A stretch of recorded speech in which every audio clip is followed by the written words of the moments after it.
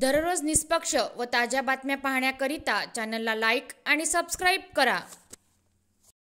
Police Thane कोतवाली हद्दीतील जुने नंदनवन येथे डी.के. गोयल राहणार नवी दिल्ली यांचे FIIT JEE कोचिंग क्लासेस आहे, ज्यामध्ये इतवारी येथे राहणारे फिर्यादी निलेश प्रेमनारायण खंडेलवाल व इतर 59 पालकांनी आपल्या मुलांना कोचिंग क्लासेस लावले होते, ज्यासाठी फिर्यादी व इतर 59 पालकांनी 2 वर्षाची ट्यूशन फीच्या स्वरूपात एकूण 76,75,655 रुपये आरोपी डी.के. गोयल यांच्या कोचिंग सेंटरमध्ये भरलेले होते।